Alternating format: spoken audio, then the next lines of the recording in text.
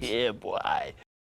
Outward has always had an amazing magic system. You give up some of your life and stamina to gain mana. This lets you use extremely powerful magic types such as hexes, sigils, runes, and even a disc-throwing chakram. Melee combat is brilliant in this game once you understand how important staggering is, as well as weapon combos. However, the impressive variety of skills you can include in one build with magic is often what entices players to come back to Outward. Usually, players are afraid to take a lot of mana, because the more you take, the less health and stamina you end up with. Which means you can become a godlike mage, but also die in 1 or 2 hits. But what if we were to cast aside our fear and become a full-on magic user? How much mana can you get in total, and is it even possible to play like that? As you can probably guess from the title, you can get over 600 mana, and it can be actually more fun to play around with than you might think. To start this process out, we need to understand that you're not allowed to have less than 50 health or stamina, and when you give up mana, you have to give up 5 health and stamina at one time for 20 mana. This means we need to grab as much health and stamina as possible so we can transfer it over to mana. The Rune Sage skill tree might seem nice for this since it grants 40 mana, but that is actually a pretty low amount considering it's only equal to 10 health and stamina. The Rune Sage won't be used for this. Our initial task is to train with the Gazite Spellblade teacher in Cierzo for the Fitness skill. This is a passive that gains you 25 health. Since we also need 25 extra stamina, we will then head to Harmattan and train with the Speedster teacher for Efficiency. This grants passive 25 extra stamina. Luckily, Harmattan also has a ley line, and we can go get our first pool of mana there. With this amount of health and stamina, we can give up to 15 points, granting us 300 mana. When you have this massive mana pool, you can cast magic spells for quite some time, and it's pretty cool.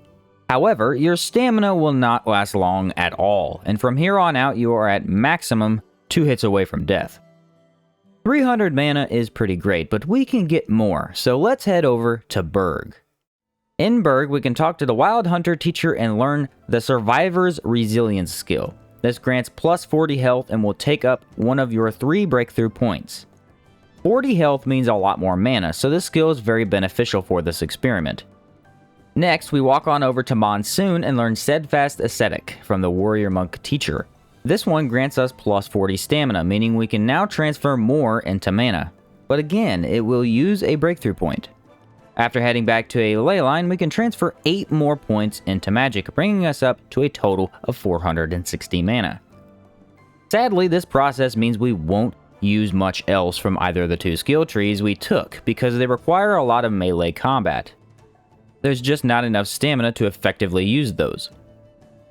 Since we have one last breakthrough point, we will spend it at the Gazite Spellblade teacher in Cierzo. He offers a skill called Spellblade's Awakening, which grants 15 health, stamina, and mana. This is a very small amount of mana compared to what we already have, but 15 health and stamina means we are now up to 535 mana. At this point, you might be thinking, well, we have no breakthrough points and no more stats left to give up for mana. How are we going to reach over 600 mana? Luckily, we still have a faction quest to complete. If you choose the Blue Chamber faction quest and uplift your pal Roland as much as possible, he will eventually grant you Ancestor's Memory, which grants 25 mana. Now we're up to 560, but still not quite past 600. After your faction quest is completely done, you gain a potion which, when drunk, will grant the Peacemaker's Elixir passive. This grants 20 health, stamina, and mana. Again, we must make our way back to a ley line, and after giving up every last bit of stamina and health we can, you will have obtained 660 total mana. As far as I know, this is the most mana you can get in Outward, and it's pretty insane. No rational player will ever need this much mana, but since when do we do rational things on this channel? Now that we've established how this is possible, we need to find a way to use this as a build. You have no health, so taking damage is just not an option. We also have no stamina, so we can't use melee attacks or run very long.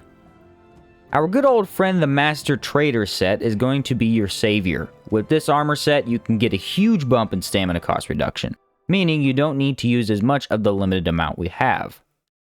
This set also provides a large bump to your movement speed, which lets you stay away from enemies and attack them from a distance. Next up, we need some form of attack, because we obviously need to deal damage to bosses and other enemies. Kazite Spellblade is pretty great for distance attacks, and since we use that one as one of our 3 skill trees, we can take Elemental Discharge and Infuse Fire. This lets you coat your melee weapon in flames, and then launch a fire rocket at enemies every 15 seconds. It does very nice damage and is fun to use. Next, we will be taking Jinx and Torment from the Hexmage skill tree. We don't have the full tree, but we can buy the tier 1 skills, and these provide a lot of damage with very minimal cost. Jinx lets you throw elements onto your enemy, and it can be used over and over to get all the elements applied.